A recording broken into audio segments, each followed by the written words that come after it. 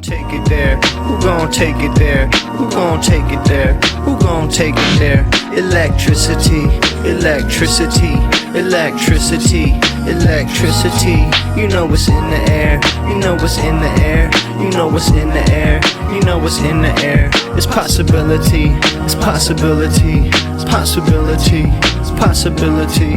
So I want to talk a little bit about where we're currently at with things, the current status of the Trump administration's galloping fascism, and what can sort of be done from here. And, you know, obviously I'm one person, I don't have all the answers, but what I want to focus on going forward is putting as many ideas out there in as clear of a way as possible that they could be made use of by anybody from elected officials to individuals to workers, labor organizers, organizers of different kinds, whatever. And, you know, that's mixed with the regular programming of cultural commentary. There's a balance to be found here. You know, some people want entertainment, some people want more detailed political analysis. So I'll keep giving sort of a balanced diet of those things going forward. But right now, I think we're entering an interesting point because I don't see a slowdown of Trump's aggressive policies happening anytime soon. However, they're coming up against the initial points of resistance that, while they may be tempted to think they can easily roll over, I don't know that that will so much be the case. The first one is the courts when it comes to Donald Trump, and the second would be Tesla and what's going on there, as well as some other economic factors that are a little bit more numerous, and we'll get to that later. But the core things that I think are going on that are shaking the Trump administration, the Trump agenda a little bit right now, is that the courts are actually going out of their way to stop some of these things that Trump is doing, which I'm sure they anticipated. And in at least one case so far, Donald Trump has defied the courts. So when it was a flight of supposedly Venezuelan gang members, really these are just a bunch of people that ICE gathered up without any accountability, any documentation whatsoever. We have no proof of who these people were. Absolutely no due process is being done on the part of ICE right now for any of these people that they are detaining, locking away, deporting, whatever. So there was a flight to El Salvador with a bunch of what the Trump administration claims are Venezuelan gang members. And a court decided, a federal judge decided that Donald Trump does not have the authority to deport them using the something about the Criminal Aliens Act or something like that. It's an obscure law that is used during wartime and was used to intern Japanese Americans. And it really hasn't been used since. It's been used during wartime a couple of times, and pretty much in no circumstances other than that. So Trump has invoked this law to essentially mean that he can deport anybody from the United States at any time without any due process, and that his agencies can do that as well. So ICE, anybody that's working for them, plainclothes officers that are deputized or whatever the hell they're doing, or however this is going to progress over the next couple years, all of those people have the right to detain, arrest, and deport people pretty much at will without any accountability. That's Donald Trump's claim. A court said that is not legal, that is not constitutional, and that is the first court order that Trump has openly defied. They sent the plane anyway, and according to Tom Homan, the head of ICE, they're going to be sending more. So open defiance of this court order. Now, I don't know what's going to happen. The reason they call this a constitutional crisis when something like that happens is because nobody knows what happens. the president is just supposed to respect the rule of law and the checks and balances. And so when they don't, it's untested in terms of what actually happens at that point. And the Republicans in the Trump administration are willing to test what happens.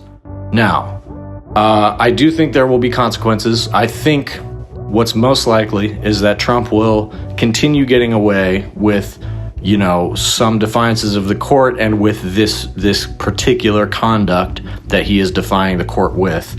However, I think over time, numerous defiances of the court or continuing to thumb his nose at a court order is just going to get him tied up and cause problems.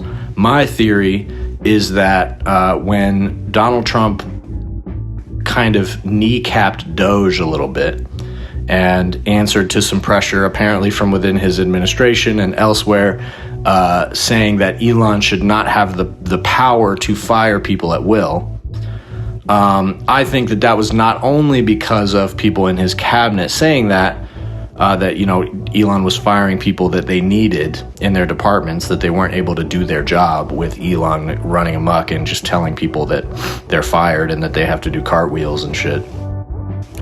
But what I think happened there is that the Trump administration was spending an enormous amount of resources defending Elon's firings in court.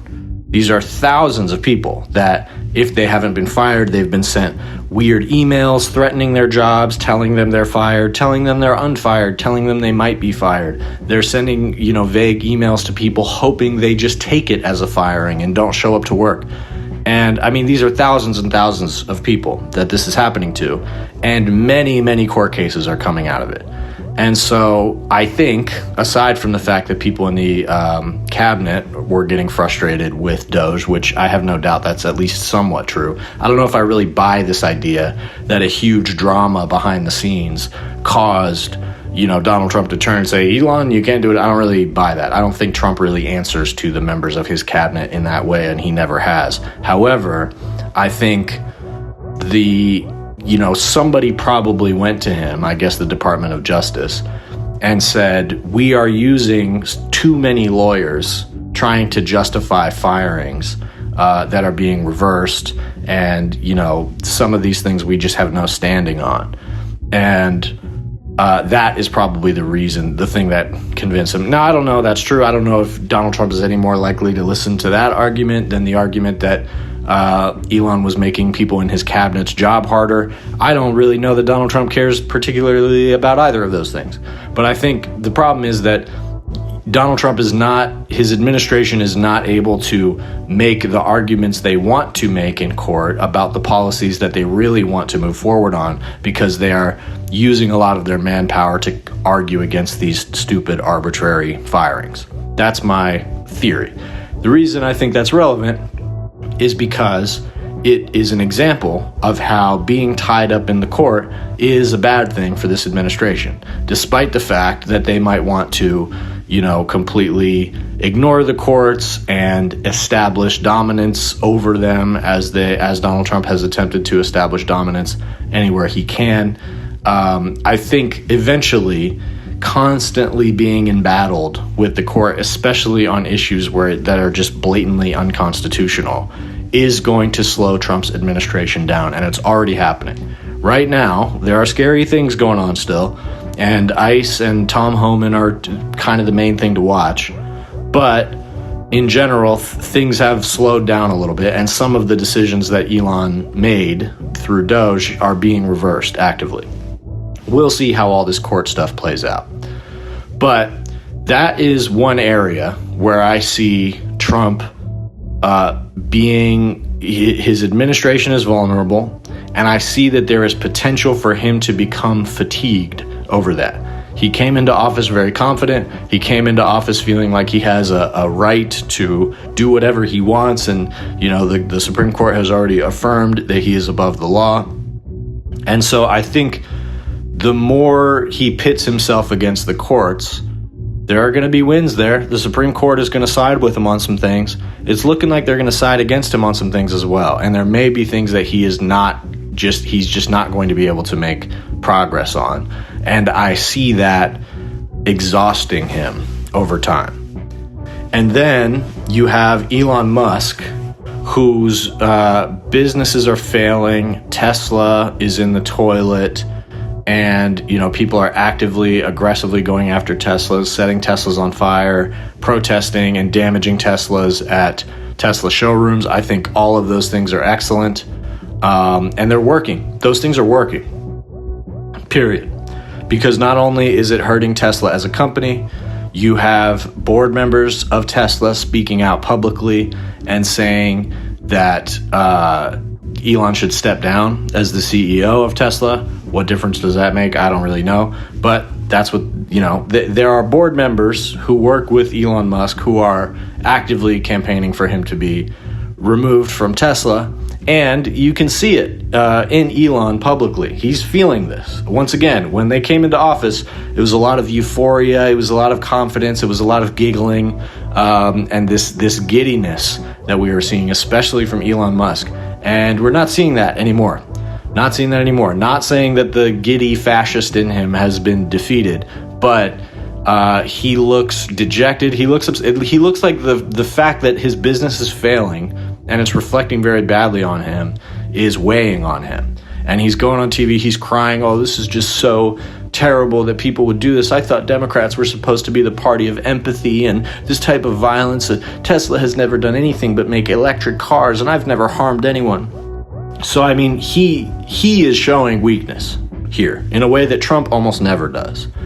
But Elon does not have the same, like lizard brain thing going on where he knows not to show weakness in this way, in this situation, but he's looking weak. And so his vulnerabilities have been laid bare, and these guys are no longer at a point where they seem invincible even to themselves. So it's just important to note that, and I'm not saying that, things aren't going to get worse or that they are not going to take further steps towards absolute power in the near future, because they have more cards to play. There's no question about it. But speaking of cards, the thing that I think we've got to keep in mind when it comes to Trump going forward is Trump keeps using this cards thing, right? Talking about leverage, talking about what cards you have to play, what leverage you have. That it seems like that's the only brain cell he has. That's the only gear that his mind operates on is leverage. And can I leverage someone to get what I want? Does somebody have any leverage against me? And regardless of what you think of Trump, whether you think he's an idiot, whether you think he's ontologically evil, whatever, there's no doubt that he has negotiated his way through this entire political career. And that's not to speak to his actual career in business. And we all know that there was a lot of failures there. There was bankruptcy there. I mean, he's not an upstanding businessman. But, this is a dude who was very nearly in prison and was still running for president as the front runner in the Republican Party and had all of their support. And so one way or the other, he's navigating through these situations by using his leverage. That's the only thing he understands, and it's gotten him very far. So we need to internalize that because it's worked for Donald Trump. And being up against Donald Trump, it may be the only method that we are able to use to actually get Donald Trump to concede on anything. In other words, the American people, the American working class, really any isolated portion of the American electorate has leverage over Donald Trump. And that's the language that he speaks. Now, right now, that leverage is not readily apparent to Donald Trump. It's not being utilized. There's not been an effective organization of that leverage that it is able to be used against Donald Trump. And the problem is getting to that point where that organization is there, where the leverage can be used effectively. Because what Donald Trump is going to do that entire time that leverage is being built is try to squash it. He understands that in order to stop a political movement from gaining power, you have to crush them so that they never gain leverage with the electorate, so that they never gain a broad base of support that can be used to force you to do one thing or another. So that's the challenge that we have right now, is how do we mount the existing pressure, the pressure that does exist to be used against Donald Trump? How do we mount that pressure effectively without it being crushed in the course of Trump's administration? I think the answer is labor organizing. There are other, again, these Tesla protests, very effective. And Trump is not, there's no folding for him to do there. Maybe he'll fire Elon at some point. I don't know, not likely, but maybe. But either way, they recognize the financial damage that's happening. And that is the point of leverage. And the other thing that I want to point out that I think could be a path towards establishing the necessary leverage over Donald Trump, other than just straightforward labor organizing, which I think everybody needs to do in every capacity that they can. Try to start a union at your job. Try to unionize your coworkers. Talk to your coworkers about unionizing. Talk to your fellow tenants in your apartment building about organizing a renters union, tenants union. That's the type of organizing we should be doing right now. But when it comes to counteroffensive, I think the most important wedge that exists in the conservative coalition right now is the Christian fascist fundamentalist wing versus everybody else. And we could break it down into many small factions, but essentially the Republican Party is, I don't want to say being held hostage, because that would imply that everybody else isn't a willing party. But currently, the ones in the driver's seat in the Republican Party are the Christian nationalists, the people who have a fundamentalist Christian vision for America. And they want to redesign America along the lines of theocracy. They're very open about it. They're very open about the fact that they feel democracy has failed, and they want to redesign our country to match with their interpretation of the Bible. And not every conservative or Republican, even radical conservative, believes that and agrees with that. So right now, I pointed this out when I was talking about the Sam Cedar Jubilee video, where he's arguing with this Christian nationalist kid, who was like, this kid was like, he had his points rehearsed. He had thought about this. He's gone to like Christian schools. He had this like psycho look in his eye. He was all about it, talking about this, Christian fundamentalist worldview and how that's good, and the eradication of gay people, talking about, being gay essentially is a perversion and things like that. And there were, 20 other conservatives in the room debating Sam. They don't all necessarily believe that. They don't all believe or agree with the girl who had blonde hair who was saying that xenophobic nationalism is good for America. They don't all agree. They're not all on the same wavelength. They're all going along with it right now. And that is important to understand. I'm not giving these people any excuses. All of them have decided that there's a coalition here and that they need to go along with it. However, I think that as the Trump administration proceeds, and especially as they get more desperate, as they run up against more resistance and they have to take more drastic measures, the more fascistic and fundamentalist versions of, Trump's worldview and the people around his worldview and his administration, they are going to start enacting this Christian fundamentalist policy. The longer it goes, the longer this goes on, the harder it's going to be to ignore that part of it.